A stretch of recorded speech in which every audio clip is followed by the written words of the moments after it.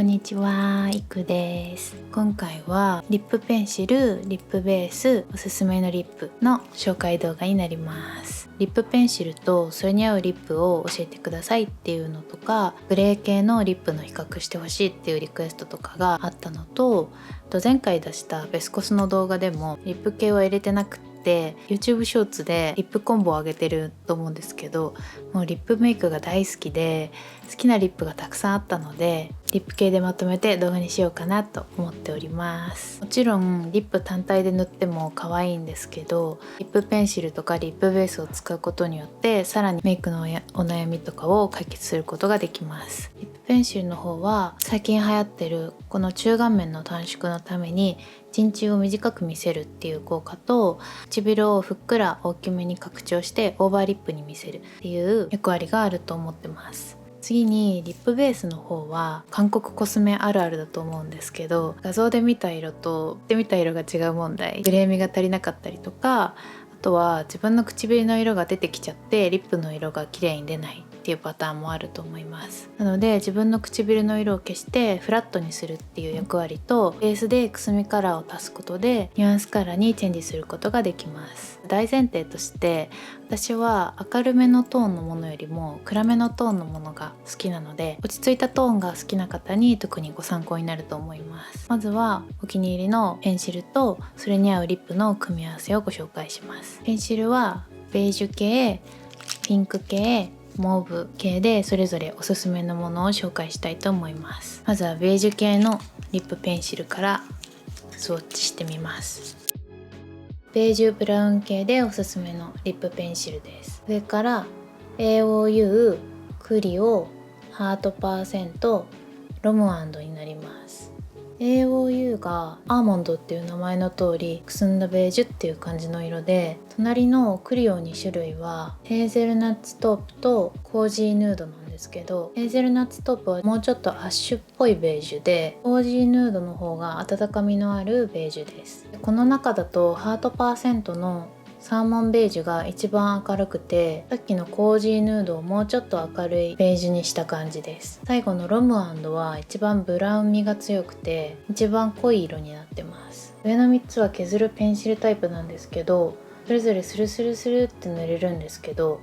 どっちかっていうと AOU の方が硬めで、クリオの方がもうちょっと柔らかめになってます。下の段は繰り出しタイプで、ハートパーセントが一番芯が太くて、ロムアンドが一番この中で滑らかな塗り心地でヌルヌルって伸びる感じです。で、落ちにくさなんですけど、個人的にはそんなに大差ないかなと思ってて、リップは割と塗り直すのが好きなので、もう絶対落ちないみたいなものはないんですけど、でこすった感じ、なんとなくペンシルタイプの方が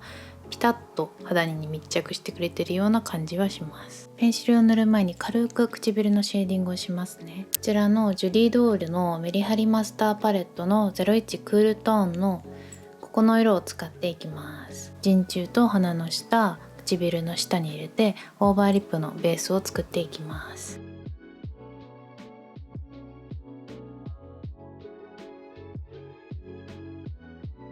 どれも好きなやつなんですけど、最近ハマってるのはやっぱりくすみ系なので、ここの2色 AOU のアーモンドとフリオのヘーゼルナッツトップを塗っていきます。お持ちのリップでベージュっぽいやつなら何でも合うと思うんですけど、私の手持ちでおすすめのベージュブラウン系のリップはいろいろ持ってきたんですけど、やっぱり最近はリスキーかな。前の動画でもご紹介してますが、リスキーの B ボールドリップグロスのナブナブとマンブリーかな、読み方ちょっと合ってるかわかんないんですけど、この2色を合わせていきたいなと思います。まずは AOU とナブナブの組み合わせから。この組み合わせは本当血色感がなくてコンサバじゃないベージュリップになってます。まずは AOU のリップペンシルで唇の縁を取っていきます。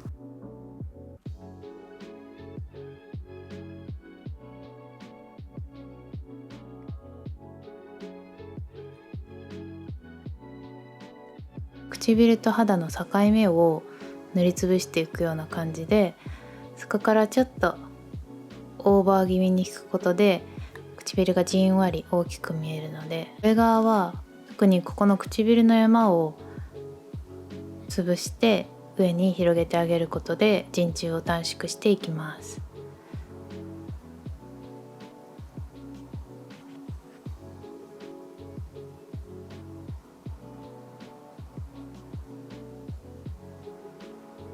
こんな感じで口角のところにもリップペンシルを入れてあげて、若干口角が上がっているように見せていきます。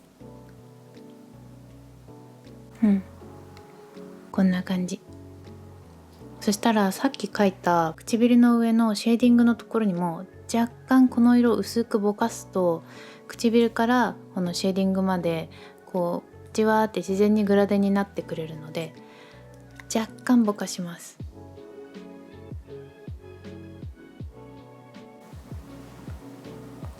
こんな感じ。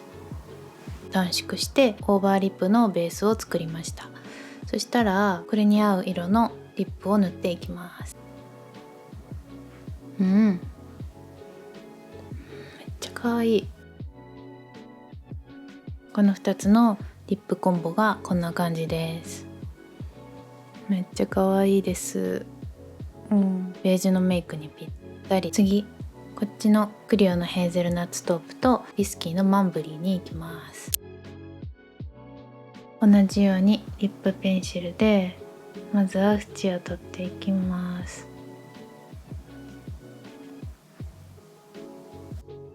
指でねピョンピョンってぼかしてあげるといい感じ。さっきよりもちょっとグレーっぽいというかアッシュっぽい感じのラインができたと思うので、リップの色もちょっと濃くなった感じの色をのせます。このリップコンボもめっちゃ可愛くないですか？さっきよりもだいぶ深くなった感じ。めっちゃ可愛い。もう一色ぐらい紹介したくなってきたな。2つとも結構くすみ全開系だからさ、日常に使えそうな色を紹介したいです。最近このクリオのリップペンシルにハマってるので、コージーヌードに合うやつを紹介しようかな。ピアのチョコかラカのベベアーモンドがいいと思うんですけど、上がピアのチョコで下がラカのベベアーモンドです。ベベアーモンドの方はロムアンドとも合いそうだから、こっちのピアのチョコにしようかな。ちなみにね、ペンシルで描かずにリップだけ普通に塗るとどんな感じになるかやってみましょうか。これもこれで可愛いんですけど、やっぱ最近の気分のこうじわっとオーバーリップな感じが物足りないなぁと個人的には思うので、やっぱりリップペンシルを足していきます。で、今は唇の割と縁塗って内側にもぼかす程度にしてるんですけど、色のしっかりつかないグロスとか塗るときはリップペンシル自体で唇を全部埋めちゃうっていうのもありです。さっきの2色よりオフィスとか普段使いにしやすいような色になってます。リップペンシルがあるとふっくらして見えますよね。血色感が乗ってそれまた可愛いです。はい、ちょっと正直無限に紹介できそうなんですけど、次の色に行きたいと思います。次はピンク系、ピンクローズ系はこちらの5本です。上2段は削るタイプのペンシルで AOU の3番のクールとクリオのモカローズです。下の3つは振り出し式になってて、バニラコのヌードローズとハートパーセントのアームピンクとベアリップスです。この3つが割と似てて落ち着いたローズピンクっていう感じで、ハートパーセントはこの中だと一番明るめのピンクです。で AOU はこの中だと一番くすんでてちょっとベージュグレー味が若干入ったようなピンクになってます。で最近お気に入りのピンクローズ系のリップを持ってきたんですけど、1つ目の組み合わせはクリオのモカローズとエチュードのソフトフィクシングティントの11番レッドビーンを合わせていきたいと思います。まずはさっきと同じようにクリオのモカローズで周りを囲みます。なんかクリオのリップペンシルばっかり紹介してるんですけど、本当に最近これが良くて、はっきり描けるんだけど滑らかさもあってぼかしやすいっていう感じで、色もすごく好きなのがいっぱいあって気に入ってます。エチュードを重ねていきます。このエチュードもね、ベスコス考える時にリップ系はいろいろ好きなのがあって省いたって言ったんですけど、汎用性で言ったらこれが一番だったかもしれないな。普段のお出かけのメイクとかでも使えるし、ちょっとスーパー行く時とか、あと実家帰る時とか、なんかこれ持ってったらとりあえず血色も保たれるし、色も落ち着き目で割とどんなルックにも合わせやすいっていう、そんな感じのおすすめのマットリップです。ほら、もう可愛くない？なんか色もすごくいいし、ぼかしやすいし、なんか言うことないって感じで、この2個のリップコンボがこんな感じです。くすんだローズっていう感じで、めっちゃ一気におしゃれな雰囲気になるんだけど、ちゃんと血色感も乗ってくれるので、いい塩梅の組み合わせです。写真撮る時とかも唇に色があると写りがいいので、そういう意味でも安心感のあるリップです。さっきから AOU とクリオ推しなんですけど、割と鉛筆削るタイプだから、削るのがめんどくさくなかったら AOU とかクリオが最近好きかもしれません。柔らかい描き心地が好きな方とかはやっぱりこのクリーミーな塗り心地のやつの方がいいかも。リスキーのピンクローズ系もおすすめなんだけど、リスキーのモーブリックと、あとラカのベイブかなをここに塗ってみたんですけど、いろんな系統のを紹介したいから、ちょっとツヤのあるラカの方にしてみようかな。この AOU のリップペンシルは私が一番最初にリップペンシルにハマったかもっていう感じの商品で、最初の頃はずっとこればっかり使ってたんですけど、これぐらい割とどんなピンク系のリップにも合うので、どんなって言ってもクールっていう名前の通り、どっちかっていうと青みピンクだから、ニュートラルからちょっと青みピンクに寄ってるリップになら割と何でも合うと思うんですけど、元々の唇の色に近い感じなので自然にオーバーリップを作ることができます。こんな感じでリップペンシルが塗れたらラカを塗っていきます。このラカもね、ツヤっとして可愛いんですよ。青みピンク系なんだけど絶妙な落ち着き具合で、これも血色感足してくれる系です。ラカのリップもね、割と好きなやつ多くって、この組み合わせは青みピンク系のリップコンボって感じ。よし、じゃあ最後にモーブ系いきます。モーブ系はホリカとクリオの2種類になります。クリオのミューテッドモーブとホリカのクレイローズです。クリオの方がより深めのモーブっていう感じで、ホリカの方がもうちょっと柔らかいピンク味があるような感じの色でいいです。モーブ系のおすすめのリップをいくつか持ってきたんですけど、まずこちらのホリカのクレイローズとエントロピーのローブを重ねていきます。キラキラの入ってるグロスになります。ホリカのやつは一番芯が太くて滑らかな塗り心地です。若干甘い香りがする。この2つのリップコンボはこんな感じのモーブ味のある白身ラメリップっていう感じになります。白身リップまた最近やるの可愛いですよね。可愛い。最後にこちらの組み合わせをやっていきます。クリオのミューテッドモーブとネーミングのセピアっていう色です。さっきとは打って変わって落ち着いた感じのモーブリップになります。こんな感じ。これめっちゃブドウっぽい感じの深みがあって可愛いですよね。